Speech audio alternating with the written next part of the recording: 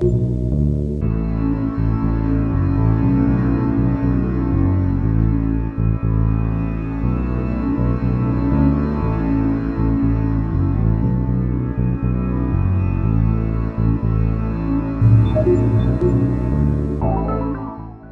big, and then there's big, and then there's very big.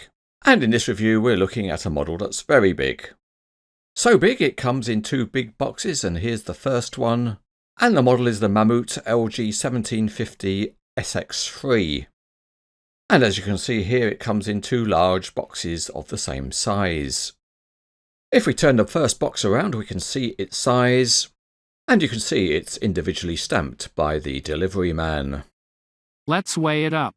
First onto the weighbridge goes box number 1, and it reports the weight as 30 pounds 9 ounces, and that's 13.9 kilograms. But we have to put an asterisk on that.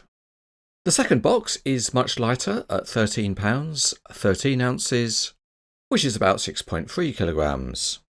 So let's open up the first box by cutting the tape and see what's inside. And as you can see, it's the typical Mammoet branding. Here is the first of the boxes. And yes, this is a model in a scale of 1 to 50. And there's a picture of the real crane on the box. If we carefully turn it over, we can see what's on the opposite side. And this is a Conrad model, number 2747/01. And the Mammoet store number is 410312. What you see actually is just a sleeve, and that encloses the trays which contain the model. Surprisingly, given the weight, the trays are not strapped together, which they were on the first versions of this model some 15 years ago. As you can see, there's a large envelope on top. I will have a look at what's in that in a moment. This box has 3 layers of trays, and the top one has a lid which we can remove. And when we take that off, we get our first sight of the model parts inside. The first thing to say is that surprisingly there's a whole lattice section missing, but fortunately this was rectified quickly by the Mammoet store. As you might expect, lifting some of these trays does require heavy lifting hand cranes. The second box is in a similar style but with some simpler decoration, and there are no photos. And it's a much lighter box, so it's easier to handle. Here's a quick look at the 6 trays worth of parts, and this includes being correct with the section that was missing. As you can see, one tray contains the very large parts for the SX boom, and there are many parts. The assembly manual is also suitably large, and it starts by showing the individual configurations that can be built with the kit. And there are very many of them. Where it's not so helpful is that it doesn't tell you the makeup of the pendant bars for each configuration. What is helpful though is the annotated tray layouts, and there's also a separate description of all of the many small parts. The manual then goes on to describe the assembly of the biggest configuration, and it takes you through the various steps that are needed. Also included is an extra sheet which didn't make it into the printed manual. And overall the instructions are clear enough, and they're all pictorial, so there's no language issues. All of these steps run over 36 pages. On page 37 on, it's the assembly of a luffing jib version, and this is slightly strange because it seems to be just a reprint of the original manual for this model, rather than something more integrated. Overall, the manual is 48 pages in length. Also included with the model is the usual Mammoet collector card, but what's very nice is a metal plate. And both of these have unique serial numbers.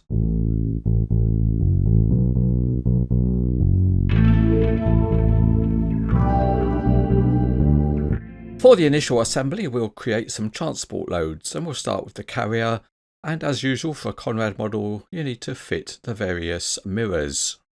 Before you fit them, you have to break them off of a moulding sprue, and these mirrors are fairly basic because they don't have silvered surfaces.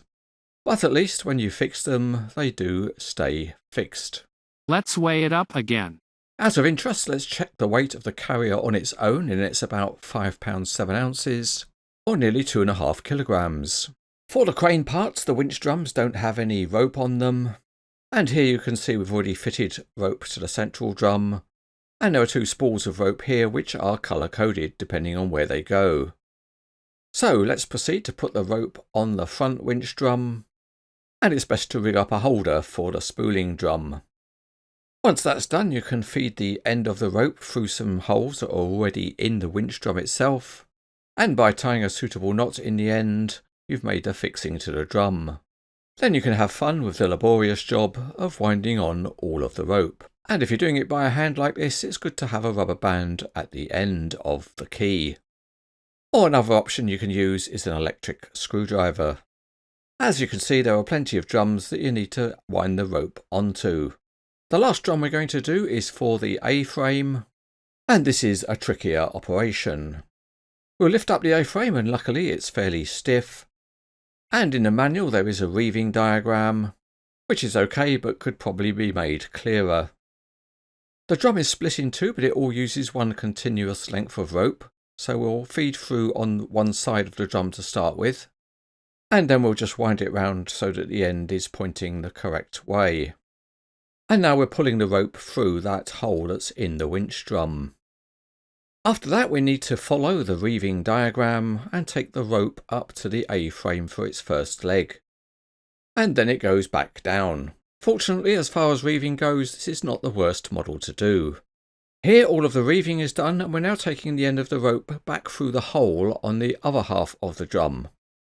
And we're feeding it through so that we can then get hold of the end, and then get hold of it and pull it through. So now we have one continuous length of rope, and we keep pulling till we get equalised ends, with the spare rope off to the left hand side. We've tied a knot in each end and then pull it through onto the drum, and then we're ready to start winding it in. And the result we're going to achieve is that each half of the drum ends up with an equal amount of rope on it. So there's a little bit of a fiddly sequence here, but if you follow it you get a good result. And once we've done that, we can keep winding the rope in on the drum, and eventually we can close the A-frame right up. You just need to make sure that you hold on to the A-frame and don't let it drop, otherwise all the rope will bounce off of the sheaves, and you'll need a dictionary full of swear words. Once we're fully wound, we have it in a transport mode, and there's one more thing to add, and that's a mirror onto the handrail of the cab. And that is just a simple clip-on job. So now, if you have suitable trucks, you can form a convoy carrying crane parts.